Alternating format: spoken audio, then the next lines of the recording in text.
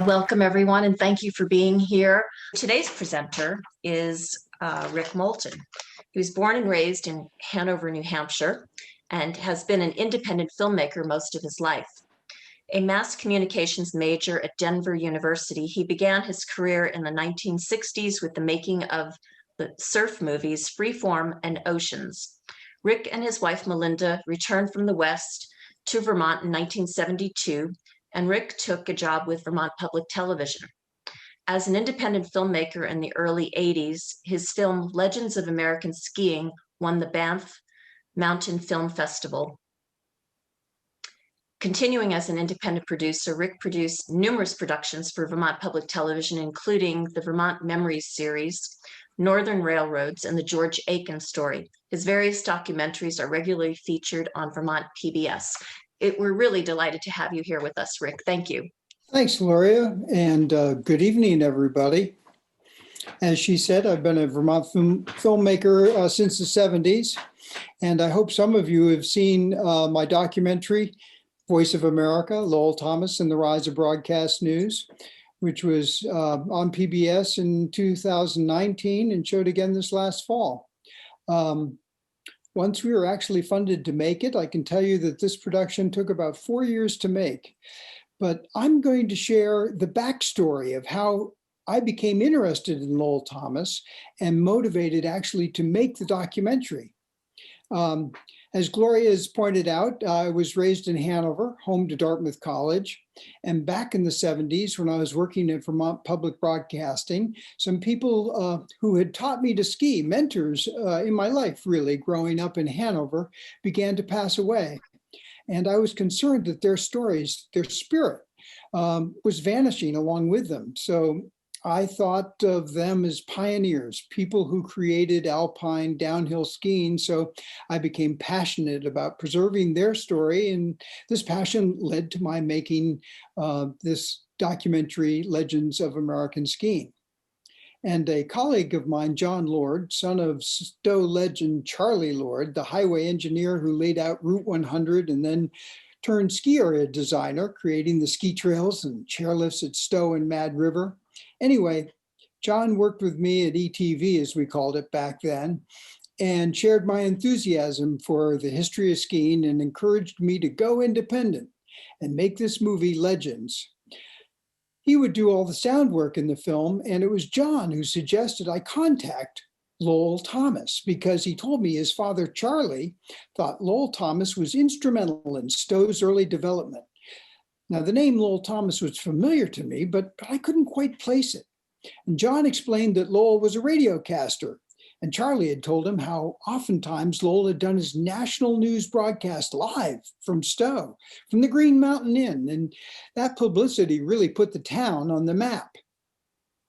I grew up in the 1950s and remembered listening more to The Shadow or Flash Gordon than to the national news. But I certainly recall the importance of radio in our house before we got TV, before we got Channel 3. So I can't say I was listening to Lowell Thomas and his nightly news. At least I can't recall it. But the name was very familiar because for my parents and their whole generation, he was the renowned radio news voice of God, media personality. Now, I certainly knew of Edward R. Murrow and that he came from radio to TV, but Murrow was much younger than Lowell. He came from that next generation of journalists, the World War II generation, where Lowell Thomas was some 20 years older and came from the World War I generation. But the two men were close colleagues, and I've come to find out that Thomas took Murrow under his wing in the late 1930s, and that Murrow had a log cabin, and later, as he became successful, a country farm next to Lowell's personal golf course. And just to share some flavor of these 1950s that I grew up in and reveal the importance of Lowell Thomas in that period, I'm going to share a clip from Edward R. Murrow's person-to-person TV show in 1955. Lowell Thomas has been a radio news reporter for almost a quarter of a century. In the last 2 years, the Thomas voice and figure have been serving to introduce Cinerama, of which he is also chairman of the board. In addition, Lowell Thomas has been lecturing throughout this country for, about 40 years. And he's managed to write more than 40 books, and he's narrated thousands of newsreel films. And in all of his activities, Lowell has always reflected a lifelong yearning for exploration and adventure to far-off places, almost any far-off place. Lowell Thomas and his wife Frances live in this house on Quaker Hill near Paulding in New York. It's in an area of rolling hills near the Connecticut border. I'm pretty well acquainted with this area because I have a farm nearby. The Thomas estate is a rather fabulous affair.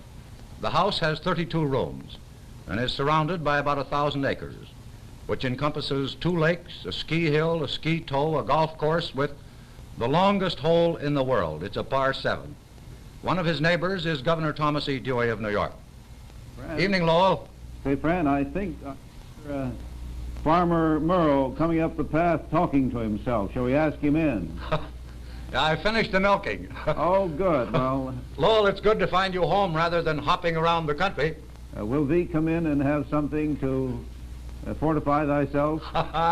The good old Quaker spirit on Quaker Hill. That's right. Lowell, let's start with a tough question.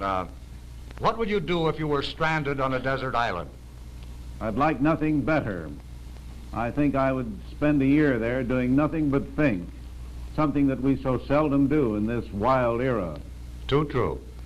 Lowell, how did this yen of yours to travel get started anyway? Well, I suppose it goes back to the days when I spent my youth on top of a lofty mountain in Colorado. In the distance, we could see one of the most inspiring views in the world, the Sangre de Cristo Range, for 150 miles on the horizon. And I always wanted to know what was beyond, and I'm still trying to find out. Well, you know, we can see just how valuable Lowell Thomas was and how close he was to Edward R. Murrow. In the late 70s, we were starting to make this movie, Legends of American Skiing, and it was way before Google searches or Wikipedia. So one really had to go to a library holding primary sources to do research. And as we got into our skiing research and correspondence, this research showed that Lowell himself was a ski pioneer and should be a character in my film. But my understanding of him was through this lens focused on skiing. And I contacted him thinking I'd set up an interview with him at his home in Paulding. He was 89 years old and it was winter, but he was an adventurer. And he called me right back and said, I'd rather come up to Vermont. We'll do this up there. And he had us all meet him in Woodstock. And it became a 4-day odyssey as we filmed him skiing and interviewed him in his 90th year. We met at the Woodstock Inn and Lowell arranged everything. In talking to his chauffeur, he told me that he never knew ahead of time where they were going. Lowell would just say how long he should plan to be gone for. And in Woodstock, an entourage came out of the hills to greet Lowell, including Janet Mead, the founder of Pico Peak and mother of the famous double gold Olympian, Andrea Mead. I think we had some 18 for dinner at the inn that first night. And we went out to the site of the first rope tow at Gilbert's Hill to film Lowell. But typical of Vermont and its uncertain winter weather, it was foggy, about 38 degrees and drizzling. So we went back to the inn to do the interview and they virtually shut down their lobby so we could film in there.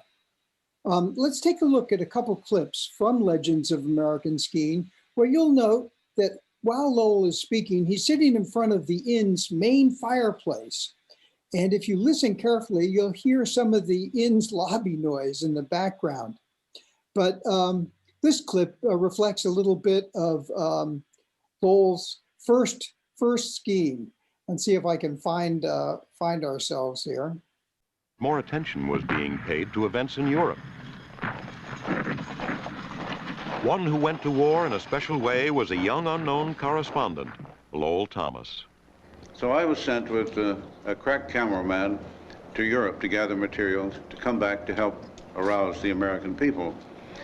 And I spent some time on the Italian front. And when I got to Italy, I was particularly interested when I heard that the Italians had mountain troops in the Alps, and that on the other side of the valley, the Austrians and Germans had their mountain troops on skis. So I was curious about this, and I went up into the mountains with the Italian mountain troops. I have a picture of myself as we were all outfitted in those days. No special boots. The skis were from 8 to 9 feet long. You used only one pole. One reason for that, of course, was that your other arm was free for your rifle. But it was back in the days when it was just one pole anyhow.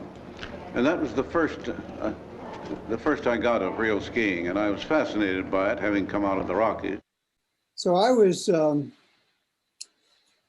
aware that Lowell had been in World War I, but I was looking through that lens of skiing, and my concern really was to present the story of skiing, and I didn't know what else he had done during the war.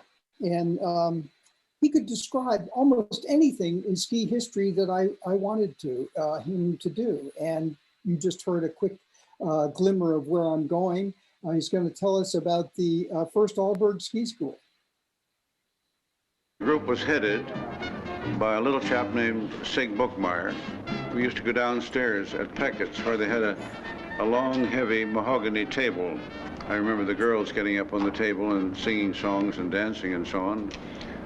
And I can still see Sig, after a drink or two, going over and kissing some very beautiful gal. Those are the principal things I remember about Sig. Well, you can tell that he had a pretty good sense of humor, too. And when alpine skiing was just beginning, you have to understand that Lowell was the voice of national news. There were only 2 networks at that time, and Lowell's news show was on both of them. So when he came to Woodstock, Stowe, Aspen, or Sun Valley to ski, he had to do his nightly newscast from there. And he was not only putting the town on the map, he was putting the sport of skiing on the map. And we traveled with Lowell up the state from Woodstock to Stowe, where Lowell was an original investor in the chairlift on Mount Mansfield, and he and Sepp Rush were old friends. And again, the resort welcomed us with open arms, helping us in every way. Being Vermont weather, it totally changed, just flipped. It was now 10 degrees with a stiff north wind, and we went skiing. It made for quite a sight, with Sepp's son, Peter Rush, the director of the ski school, leading the way with another instructor, followed by Lowell and Sepp, surrounded by me, my cameraman, my sound man, and then 3 ski patrollers who followed us just in case. So skiing with Lowell and his entourage of 10 made, quite a sight, and of course, freezing cold. And we only made one run on that frigid boilerplate. And then in our ski clothes, we went into the old Spruce Lodge bar, and Lowell was always directing. He said he never did an interview sitting down. A stool was okay, or perhaps sitting on stairs, but never sitting down in a chair. So here we are from Legends in our ski clothes still, and you can see me sitting behind Lowell at the bar, and Lowell is telling about how he came to Stowe and conducting the interview with Sepp. But Roland Pomedo was a young financier from Wall Street, Lehman Brothers, and he was a ski enthusiast. And he had been at Peckett's with us. And I'm sure it was Roland who told me that there was a place called Mount Mansfield over in Vermont, and that ought to take a look at that. And I think we came over here, Lowell Jr. and I, in either 34 or 35 for the first time. I don't recall whether there was any rope tow in the area then or not, but anyhow, we climbed the mountain. Sepp, when you arrived here in America, what kind of problems did you have when you came to Vermont? Well, Vermont is a wooded country, right? Everything wooded. Everything is forest. Was forest and is forest. And I came here thinking in terms of open slopes and like the Alps. Like the Alps, and there was nothing of the kind. It was one little toll road and a very fine line cut down the nosedive, and much different what it is today. the people in Stowe itself were very enthusiastic of developing skiing. And one family is outstanding in this is the Burt, Craig Burt. Craig Burt and his family. We become friends, and we talked a great deal in his family about developing. And I had one big problem. Mr. Burt was a lumberman. He didn't want to cut trees. Only the ones they want to cut for lumber, but not for. And I advocated the open slope and trails, and that was a great obstacle, the conservative attitude. How did you break him down? Well, by virtue of competition, because Woodstock come in and they had open slopes and Suicide 6, and I had 8, 9 rope tours, and we had only 1, right? So the competition drove us to that. So, as we said, I hadn't dug much into Lowell's life beyond skiing. And in the course of our production up here in Vermont, I discovered that Tony Matt, the champion 1930s ski racer, now worked for Lowell down at his home in Pauling, New York. In fact, he lived in the gatehouse of Lowell's estate, and among other things, managed Lowell's Trent Jones golf course. Lowell suggested we come down and interview him. Well, fast forward about 6 months, and we did just that. Tony was actually the last interview for Legends of American Skiing. It was late August when we arranged to meet Lowell at his place on Quaker Hill in Pauling, New York, and filmed Tony about his role in the early ski history. Here's some of that scene from Legends with Tony set up in front of Lowell's civilization fireplace. Here's the guy. There's Tony. Tony Matt, you've probably heard of him. Well, in my life, anytime I meet somebody and they say, "Oh, you're Tony Matt," yeah. You're the guy that's just the head wall. That's all they seem to know, you know. And maybe it's a good thing I got more mileage out of that than anything I've done. So going up, I was walking with Herbert Schneider, who was the son of famous Hannes Schneider, and he asked me what I was going to do. I said, well, try to compare it with slopes in Austria that I had skied and see whether it was anything like it, but I've never seen a place that was that high and that steep. The wind creates such havoc up in there that the transition and everything out through the bottom of the ravine looks like a plowed field, you know, rippled one after another, and it slapped your skis around. And I didn't know really what I was going to do. I'm going to wait until I get to it. But Tony, you know, he was really in a prime condition, and he didn't do any swinging one way to the other. Boy, he took it straight, and everybody up there was amazed, you know. You just see the snow flying.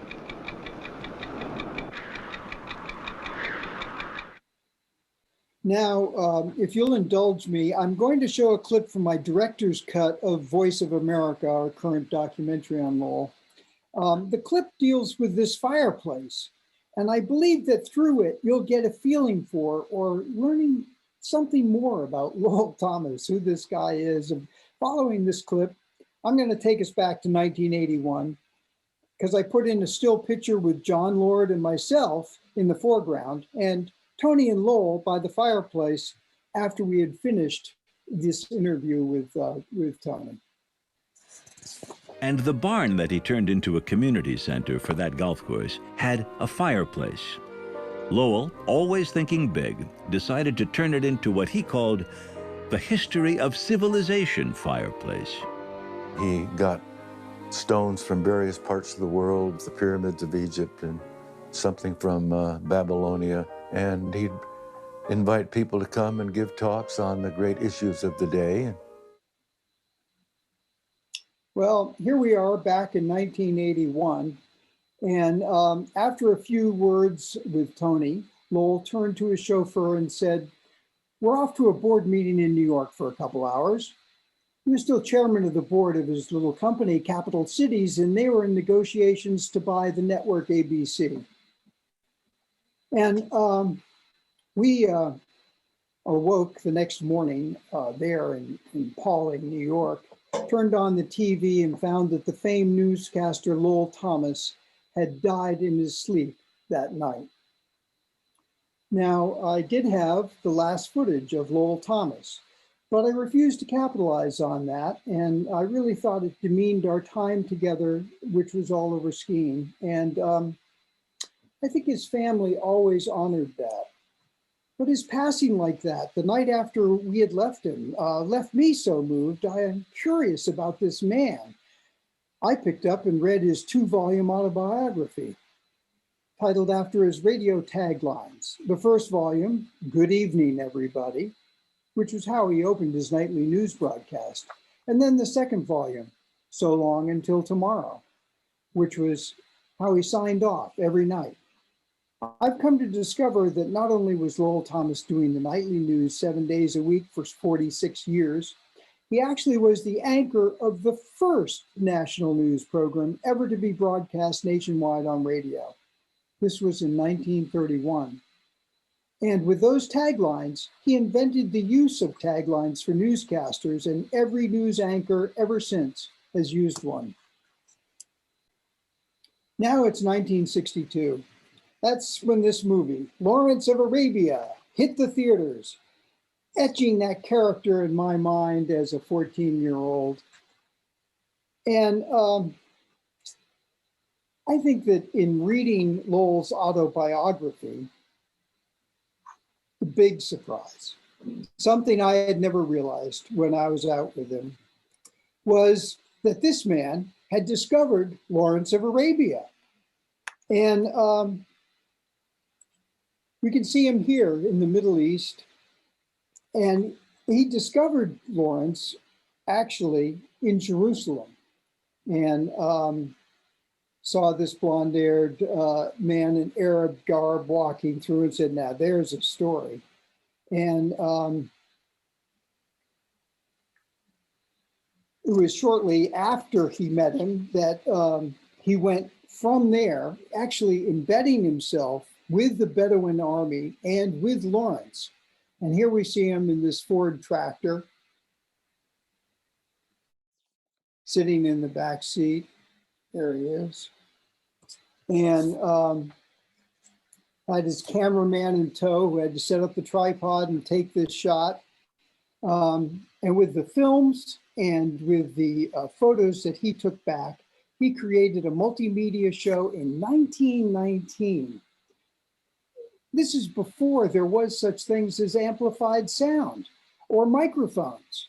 And he personally presented this multimedia show about Lawrence to some 4 million people around the world, creating, in effect, the first international media superstar. So after Lowell's passing, I was in touch with Lowell's son, Lowell Jr., the Lieutenant Governor of Alaska, and I found out that most of all Lowell Thomas's things from Quaker Hill had been sent to Marist College. This included just a massive amount of material. And when I went back to that college, I was shown a huge storage area with boxes stacked to the ceiling. Some boxes with Arabic writing and exotic shipping labels caught my eye. They were nailed shut. And prying one open, I found 4x5 glass photographic plates. And that was it. I was hooked. Some of these plates were hand painted. So there would be 2 copies, the black and white version and then the color version. This was about 1994. Many trips later, as Marist College built a brand new library with special collections department large enough to house the collection, I came to understand how broad the collection was. The archivist, John Ainsley, honored my close connection with the family and allowed me early access to the collection. And I actually was able to make a preliminary inventory of the films and audio recordings. I was shocked to find the original 35mm film of Lowell's Lawrence of Arabia show, as well as footage of his travels throughout India and Afghanistan. And having access to this collection was just really incredible. And the archivist, John Ainsley, was tremendous help. And in 2010, I was asked by Lola Vanderwagen and her company Clio Visualizing History to make a web exhibit. And this web exhibit was really to explore how media was used to present Lawrence and create that myth. But it was also to examine the relationship between Lawrence and Thomas, which could be considered complicated. And in the process of this, making this website, I was lucky enough to interest Professor Stevens of NYU's School of Journalism in the project. Mitchell Stevens, who literally wrote the book, many books on broadcast journalism, had somehow missed Lowell Thomas. And Mitch brought an open mind and soon became very interested in Lowell Thomas. And we worked, and he wrote much of the website. Yeah, and you can go to Clio now and explore this vast website that we set up. But Mitch and I dug into the archives, and this photo that I have of Mitch was taken in India. And we were on the trail of Lowell Thomas, researching him there. And I have to say that at this time, Mitch probably was more well-traveled in the search of Lowell Thomas than anybody in our crew, or he was actually, at this point, the website had led to his being asked to write the biography of Lowell Thomas. So he was writing Lowell Thomas's biography. He was so interested in the man. And that eventually spun into the funding for my documentary. We're both sharing the same title, Voice of America. And in the production research that we went on, it led us to Britain to think about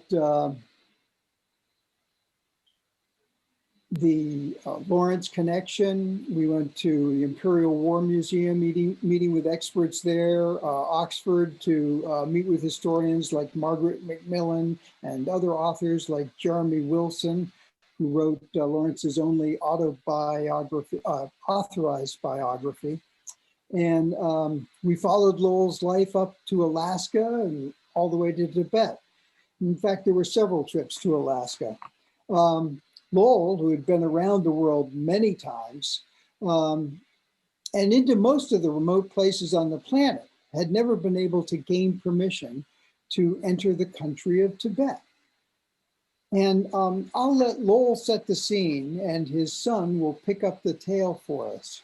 So we'll go to another clip. Some of you may recall that my son went along with me, and we made a journey to Tibet. We crossed the Himalayas to Lhasa, which is the real Shangri-La. For 30 years, my father had dreamed of penetrating Tibet. And now, suddenly, while I was in this Middle Eastern land of mosques and minarets, his dream was about to come true. These scenes from Lowell Jr.'s film, Out of This World, capture that traditional Tibet and the primitive trail that Thomas's journeyed upon, taking almost a month to ascend from Sikkim over the mountains.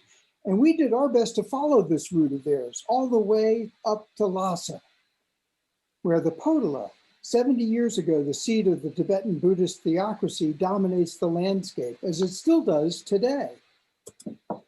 Now, we made our way across India to Lowell's jumping off place, Sikkim, passing the old border gate that you see here into the former country of Sikkim, which is now part of India, and continued up into the mountains to Gangtok, which is its capital.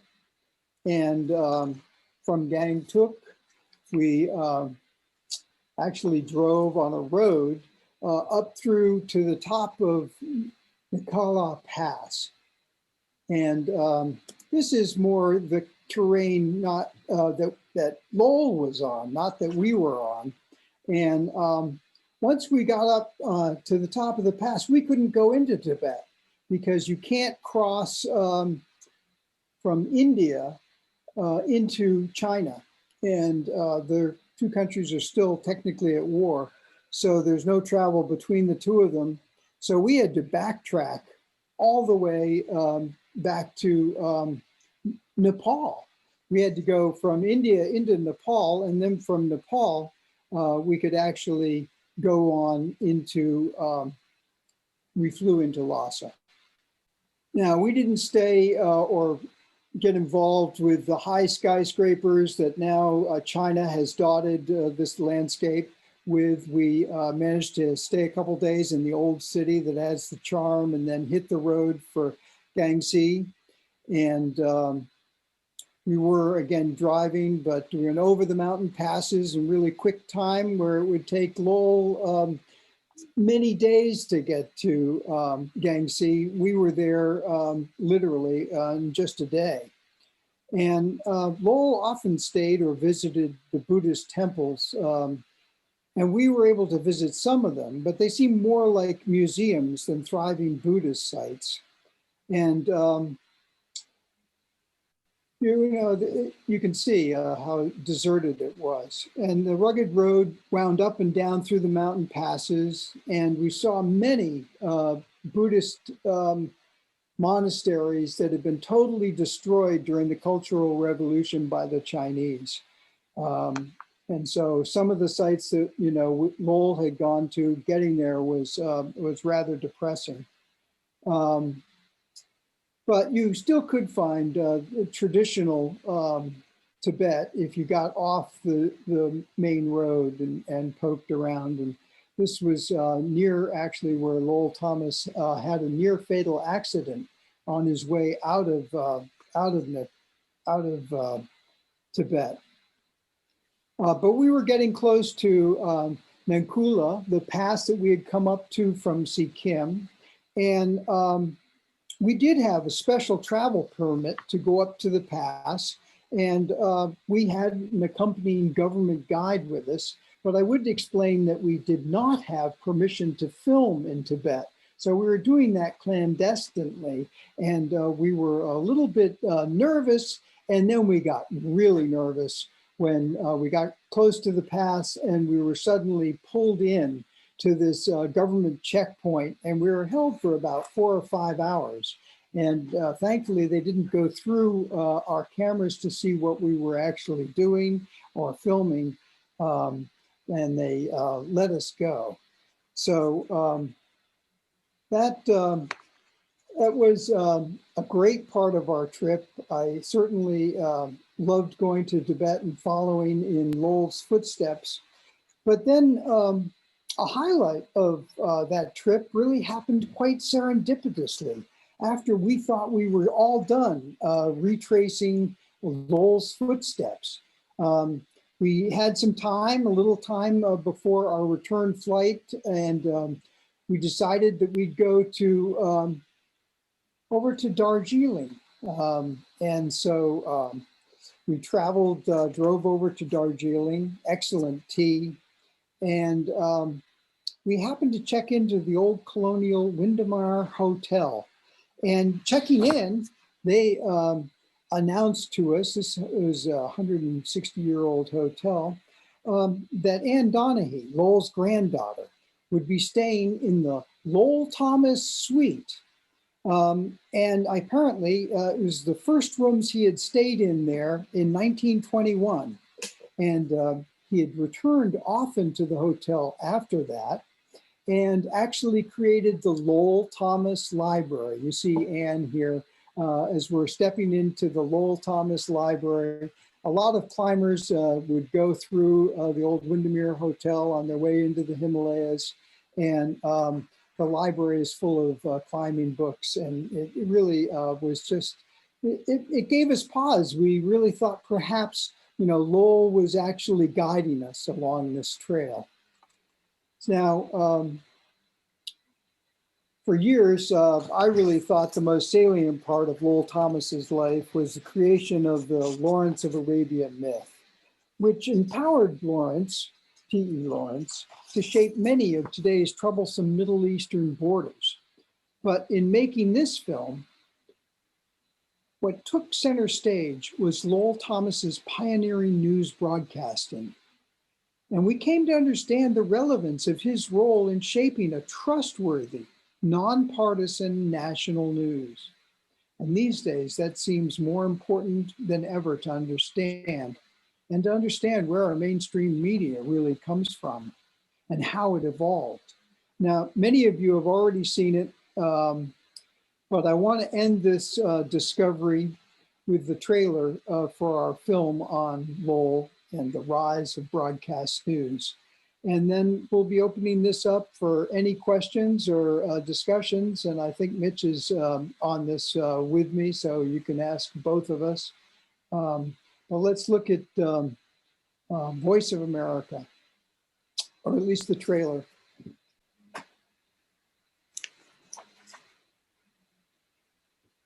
This was a drone strike. 55 million people. That's now pouncing on the president's willingness to testify under Shakeup at Uber. U.S. military. In the heyday of the three network dominance of news, you had a deadline once a day. Then with the advent of satellites and cable, it's a deadline every hour. Now with the advent of the internet, it's a deadline every second. The web never stops, and the world never sleeps entirely. By and large, people get their news off the little instruments, off the iPhone or off an iPad or social media. The beginnings of this connected, instantaneous world can be found in the work and life of a man you may never have heard of. Lowell Thomas, in many ways, was a founder of electronic journalism as we know it.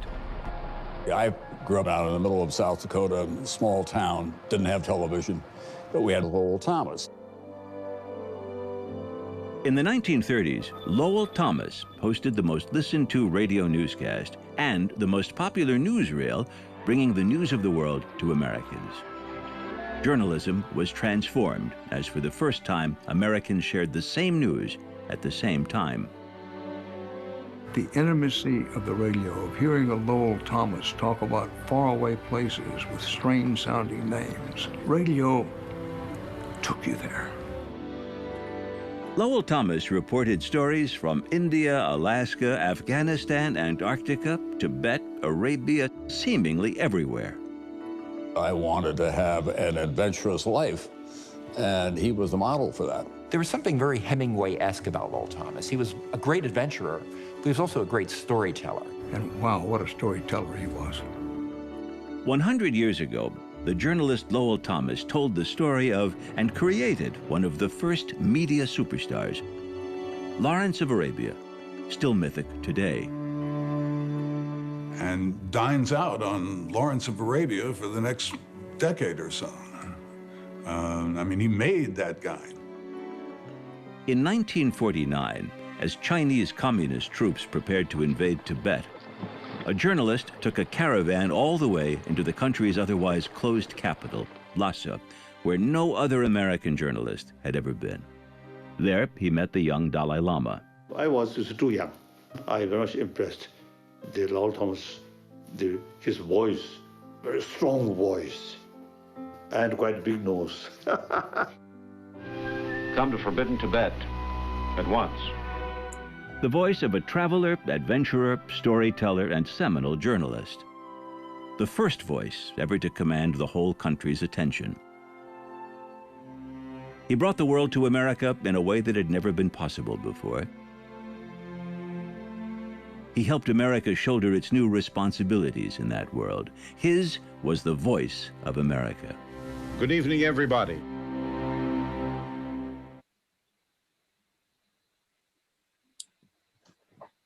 So I guess we'll open it up for questions.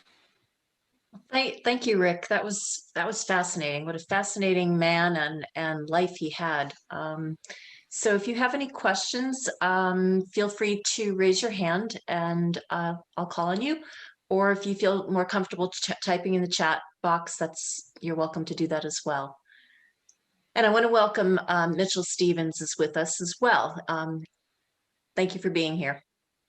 I just want to say that Lowell Thomas also broadcasts from Manchester, Vermont.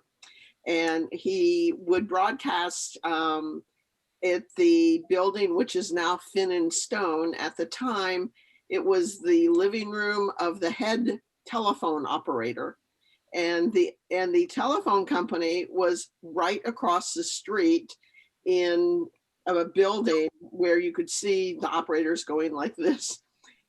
And I was a young child, and my mother and dad would take me over there in the evening, and we would sit on the couch in her living room and listen to him broadcast to the world. And I think now, Rick, you mentioned his connection to Siggy Buckmeyer, who is a local guy here at that time. And I think that probably was the impetus for him being here like he was in Stowe. It had to do with the ski industry because it was a dead of winter. But I remember as a child thinking, oh my God, he's talking to the world, and I was enamored by that. Well, and he was fairly close to Fred Pabst. He knew Fred. And so I think that he loved the story of the J-Bar and Bromley Mountain. So yeah, I think there was a real connection to Manchester, no question. And of course, Roland Palmetto was down there too at that time. Roland, we featured him as bringing him to Stowe. Roland had a house right there in Dorset. Ruth had asked, what's the website we access the film on? The film is not going to be streaming until its run on PBS is up. It has one more year. But I think that individual PBS stations do stream it. And one that comes to mind is our own Vermont Public Television. And they, I think, have it up and it's streamable through their website. Of course, they make you join their website. But so that would be one way to get Voice of America. Another would be to buy a DVD if you still have one, a DVD player. You can go to the website of the Voice of America. And, you know, I'd highly push Mitch's book. I mean, the biography of Lowell Thomas is more in depth and really marvelous. So the Voice of America book is great. And available, I think, on Amazon. Okay. You should also check our local Northshire bookstore because we like to promote local. That's right. That's right. So let's see. Nancy Morris asked, what kind of upbringing and childhood did he have? His dad, Mitch, you want to chime in here? Well, he had an amazing childhood in the Wild West. He grew up in the Rocky Mountains. Rick has alluded to that, in a gold rush town, Victor, Colorado, another of the wonderful places Rick and I had a chance to travel to in chasing Lowell's ghost around the world. And he worked in the mines. He rode horseback as a kid. And it was a big deal when he finally came east. He was a Westerner. And he picked up his journalism there too. Working for the local paper, and after college, actually got to be the editor of one or two of the papers at the same time. I think, wasn't it, Mitch? Or yeah, he didn't have a very large staff. Maybe he was the staff, but wasn't one of the noblest papers in the country. But yeah, he did as a kid before he made his way east. It was. Let me just say, first of all, how grateful I am to Rick, because it was Rick who introduced me to Lowell, and a fascinating man, and led us on this great hunt around the world, trying to follow one of the world's great travelers. I mean, he really was, aside from everything else. He loved to travel all over the place. He was on airplanes early, back in the days when airplanes crash landed a lot. He was flying an airplane over World War I well, Lawrence was flying an airplane over World War I, but he was Lowell was in one following Lawrence's trail, and you know, and we got to do all this stuff. We got to go on these adventures. So if you're looking for a subject for a book, I highly recommend A World Traveler. Don, do you have a question? Yeah, Rick, good to see you. Could you talk a little bit about your drive and motivation to put these types of programs together, and the curiosity, and I'm sure a lot of dead ends as well as some rewarding experiences? Well, you know, in some ways, I'm a film relic.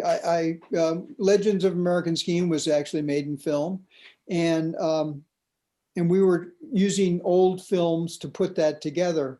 So I really like to look for old sources to make a documentary from.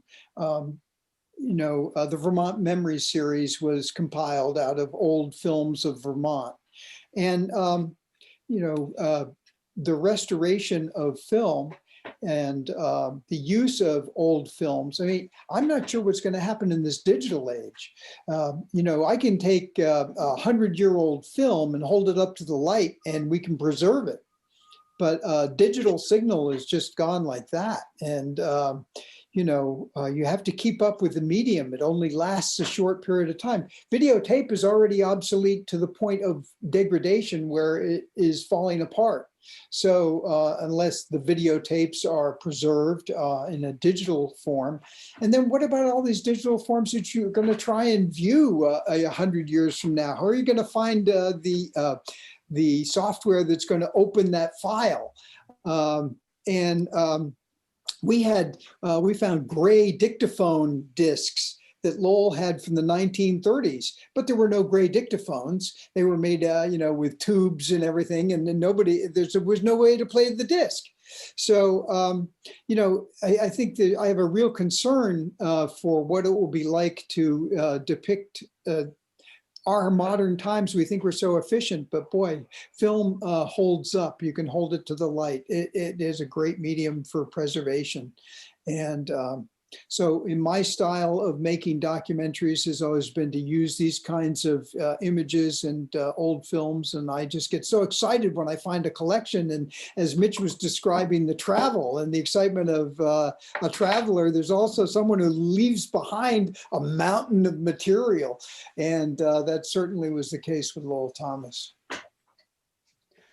Could you tell the story, Melinda suggested this, could you tell the story of Lowell's accident sharing his incredible physical strength and resolve?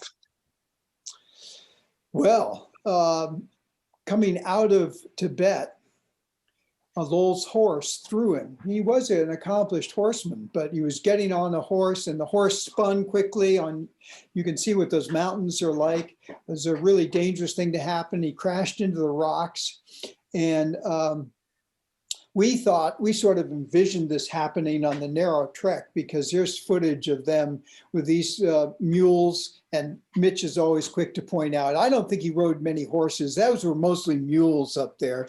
And I kept seeing at least one horse in the footage. But the mules or horses would stand away from the wall because they had these big packs on them. And so they didn't like bumping into the side with the packs. So they walked right on the edge of these precipitous you know, trails. And Lowell fell off his horse, and we sort of had envisioned it could have happened, you know, right on the edge, and he was lucky he didn't fall the thousands of feet we saw exposed.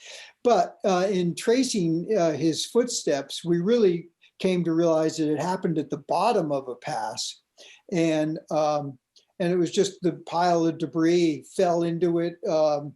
And at the time, you know, he was a 60-year-old man, so he couldn't move, really was just debilitated, and they managed to make a makeshift litter and carry him to the nearest village. And we had footage of them, you know, carrying him into a house, and he sleeps on the roof, and then they build a better litter. Well, it took 2 weeks of porters carrying him in this makeshift, and it come to find out when he finally got x-rayed, he had broken his leg and hip in 6 places.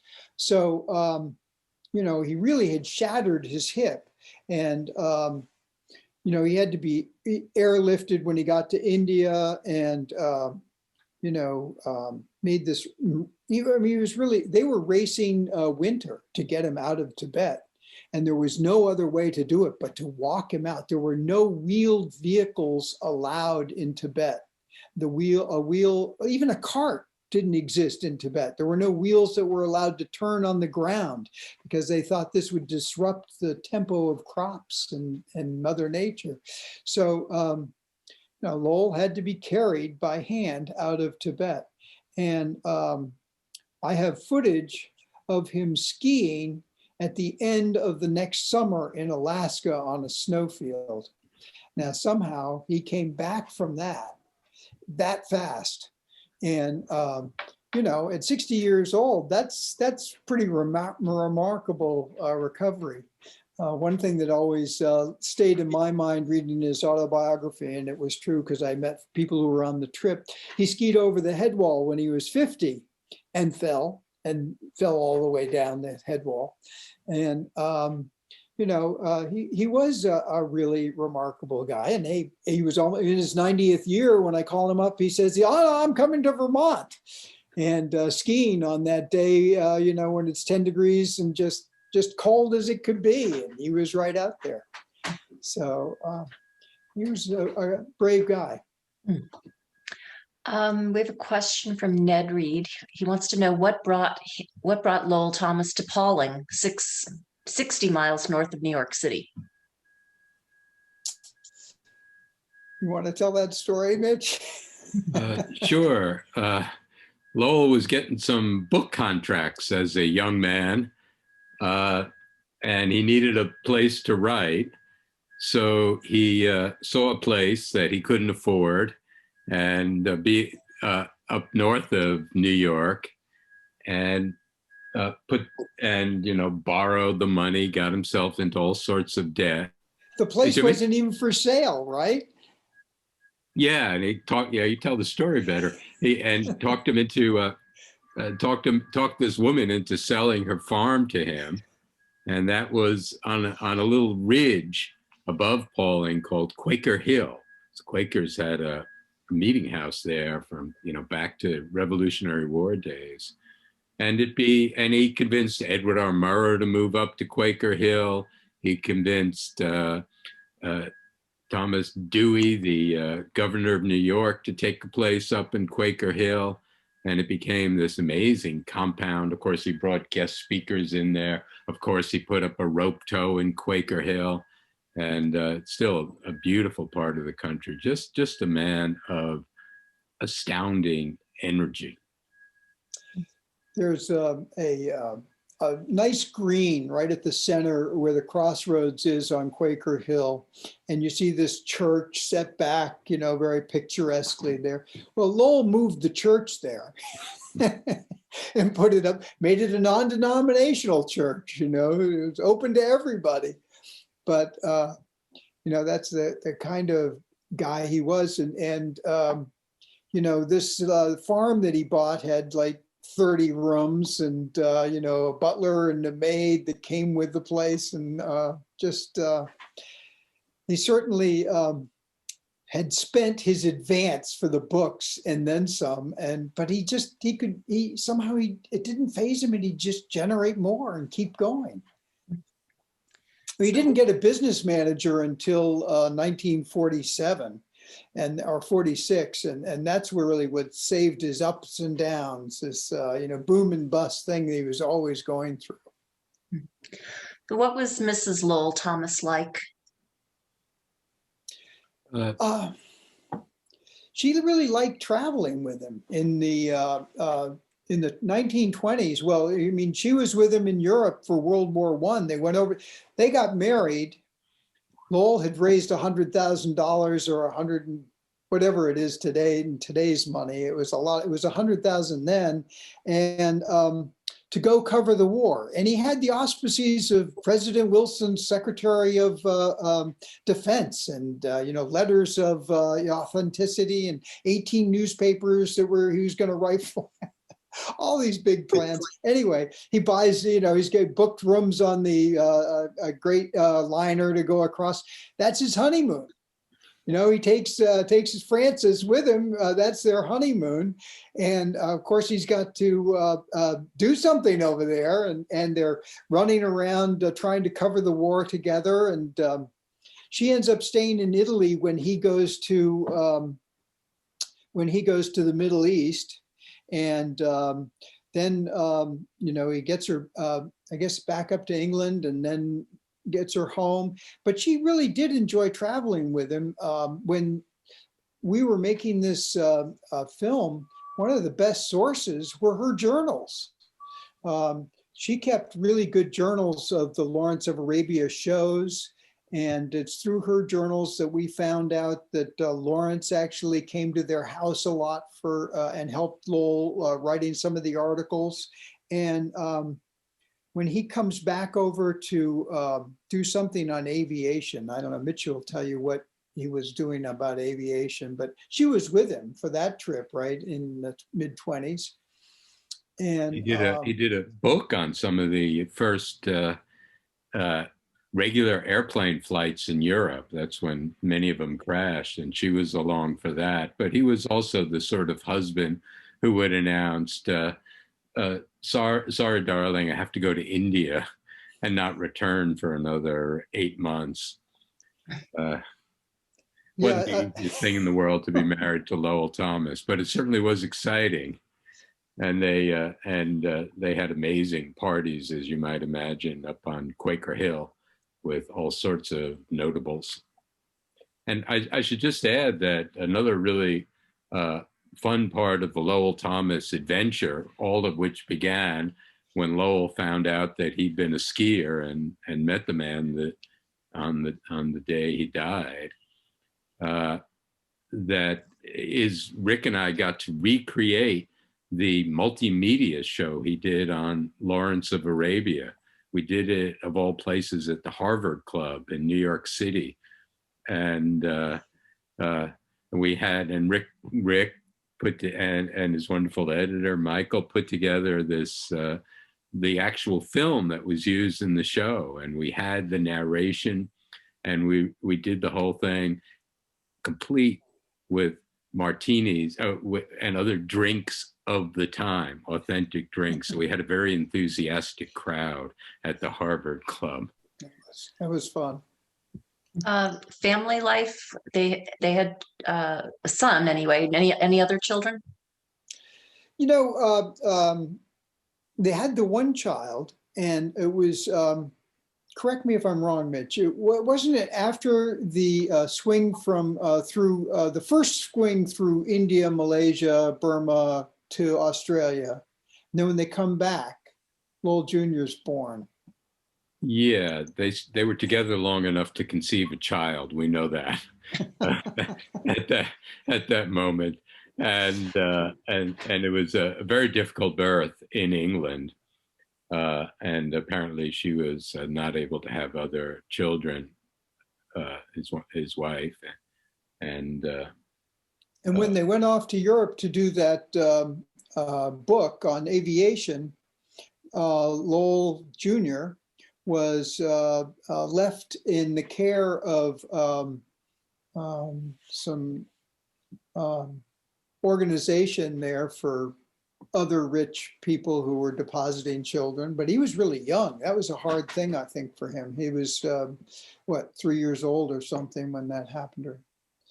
It was also not the easiest thing in the world to be the son of Lowell Thomas, because he picked up and went a lot. On the other hand, as the son of Lowell Thomas Jr. was able to accompany him on a lot of these adventures, including the incredible trip to Tibet. And Lowell Thomas Jr. was an adventurer on his own and became the lieutenant governor of Alaska. which was another of the places that Lowell was early to visit and very connected. Lowell Sr. was very connected with. Well, and he was a great, Lowell Jr. was a great pilot, and was actually flew in Alaska commercially, and he was an extraordinary filmmaker, and did all the front work for some of Lowell's serious High Adventure with Lowell Thomas. A lot of the legwork of that was done by Lowell Jr. And then he and Tay, Lowell Jr.'s wife, actually did their own trip, flying their own plane around the world. And they were writing for National Geographic, and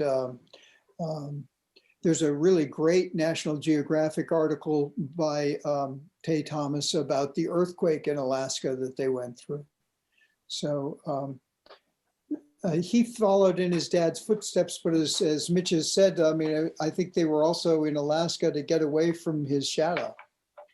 So Nancy wanted, this is for Rick. What are you working on now? Well, I'd say that I'm pretty stepped back. I have some ideas for some films. My wife and I would like to do a film on autism, but I was just elected chairman of the board of the International Ski History Association.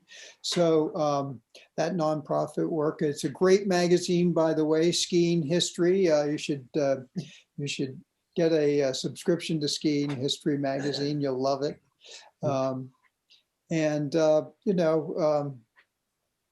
Besides from that, we have a wonderful life up in Huntington, and I'm enjoying that. My wife is with us on this call. Yes. Hi, Melinda. I just wanted to mention that in the early 70s, I came to Manchester, Vermont, and became a management trainee at Bromley Ski Area. And during that time, a lot of broadcasters came through, and certainly Lowell Thomas came through. In fact, I have a picture of him and myself and Carl Pfeiffer skiing in my office. And we also had dinner together down at Fred Papp's house. And those were always very raucous occasions, as Rick, you may have heard about those. But I feel very, very happy to have had that experience with such a special Welshman, and that's my heritage as well. And thank you, Rick. I think this was just so much fun, and I want to thank you, Rick, for presenting just really, really great film clips and pictures. Yeah, just it was fun to dust it off. Yes. And I just wish everybody a happy evening tonight.